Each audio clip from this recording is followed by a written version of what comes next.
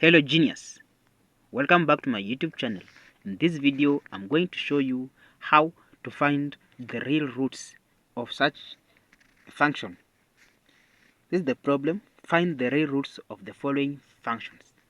We have function number 1 and function number 2. Solution: let's start with the first one. We have f of x is equals to x cubed minus 9x. We have been asked to find the real roots. So what's the first step? The first step, we take the whole of this function and we equate it to 0. And now we take this is x cubed minus 9x. We take this away there, then we equate to 0. Are we there? So at this point, what do we do again? We factor out x on the left hand side. This is what I mean. We take x, then we factor x out, then if we extract x in this function, what do we remain with? Here we remain with x squared minus 9. Since if we take x times x squared, we get x cubed. X times 9, we get 9x. Are we there? Then we equate it to 0. So at this point, we want the values of x. First of all, we will start with this first x, then we take the whole of this, also we equate it to 0. This is x is equals to 0, or x squared, this one now, minus 9 is equals to 0. At this point, since here is a negative, we add 9 on both sides and it becomes x squared minus 9 plus 9, it is equals to 0 plus 9. You have just added 9 on both sides, so that x squared, this and this cancels out and we remain with 9 on the other side of equal sign. At this now, we take the square roots on both sides.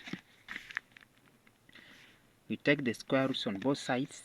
The square root of x squared is x, and the square root of 9 is plus or minus 3, meaning that the values of x here, it is x is equals to positive 3 or x is equals to negative 3.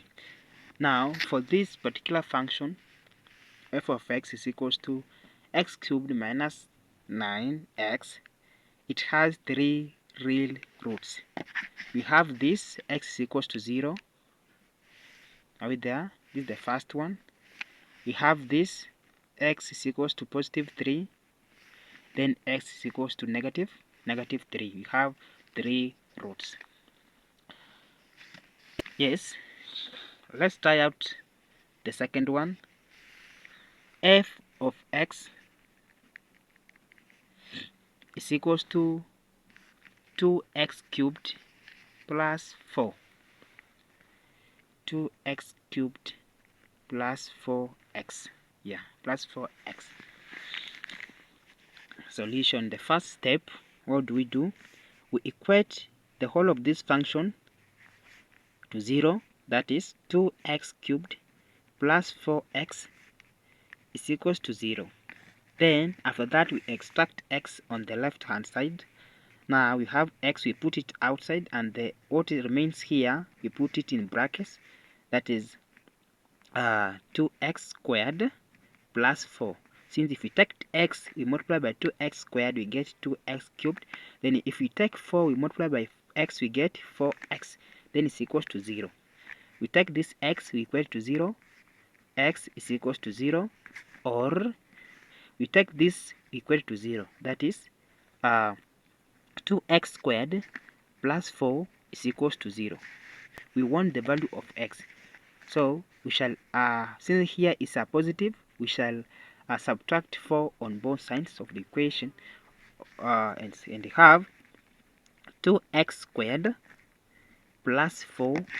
Now we subtract 4 on both sides is equals to 0 minus 4. And now we have 2x squared is equals to negative 4. Since this one and this one cancels out. Are we there? So at this point we divide all through by 2 to remain with x squared alone on this side by 2. By 2 by 2. Are we there?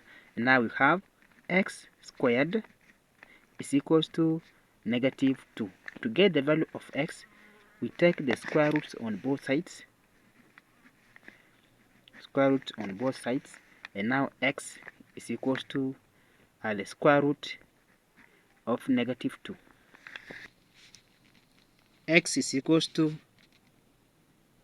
negative 1 times 2 under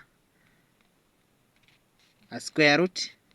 This is the same as writing the square root of negative 1 times the square root of 2. The square root of negative 1 gives us I times the square root of 2.